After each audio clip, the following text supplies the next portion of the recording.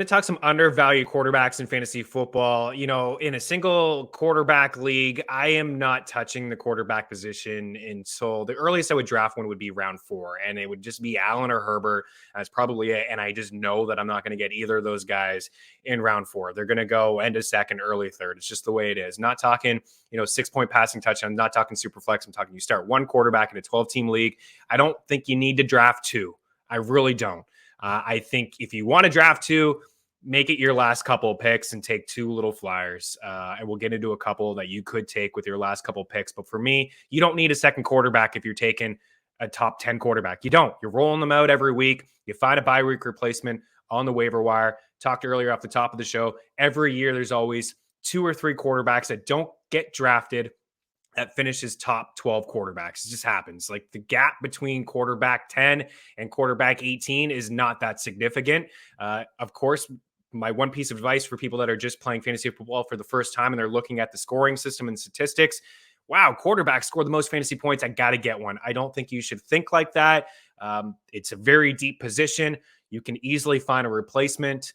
Attack the running back position early. Get yourself a bell cow running back, maybe 2 in the first 3 rounds.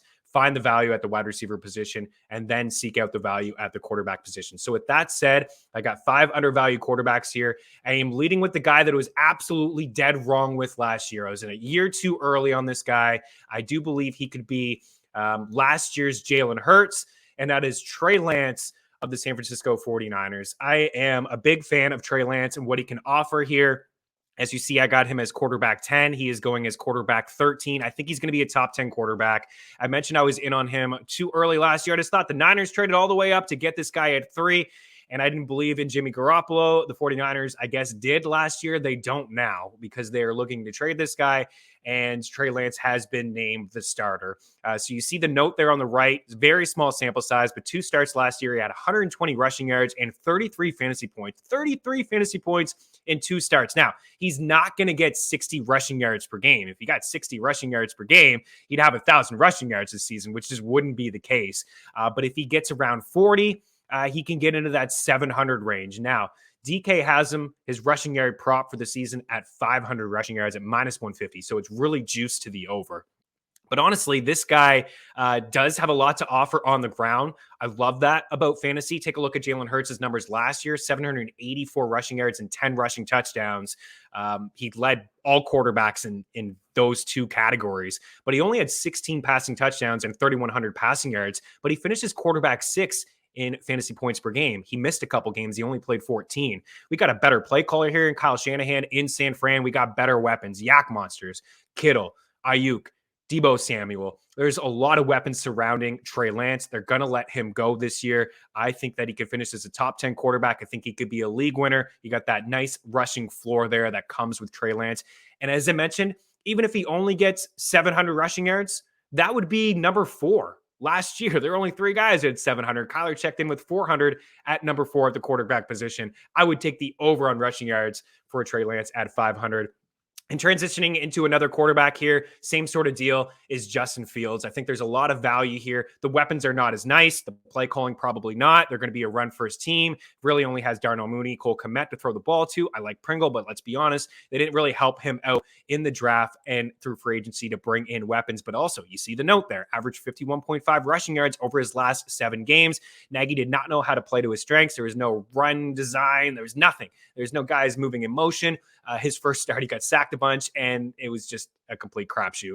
I think things are going to be better for him. And again, the note, 51 rushing yards per game. That's like 800 over the course of his season. Let's scale it down a bit. Maybe he only gets 40. That's like starting with a free touchdown every single game for Fields. He's getting drafted as quarterback 16. That's kind of where I have him, but I wouldn't be shocked if he finished inside the top 12, especially if he can get those touchdowns up and increase that accuracy a little bit. But he is going to run around, and his rushing yard prop is $499 over at BetMGM. Other books have him nearly at $600. I think you get in on that $499 right now. A couple other undervalued quarterbacks before we get out of here on this list. I got Derek Carr, who I like quite a bit, Jameis Winston, and believe it or not, Jared Goff. But for Carr, I will say this. So last year he finished 4th or 5th in passing yards with 4,800. Waller missed a bunch of time. He was really only throwing the ball to Renfro. Ruggs, was in and out. McDaniels is now there. and Carr had only 23 touchdowns. I think he can get up to 30. You bring in Devontae Adams. He finished his quarterback 14 last year with no Adams. So you bring in his former teammate. They have a connection together. McDaniels is an upgrade as a play caller. I think this offense could look a lot like New England's offense when they had Randy Moss and Wes Welker.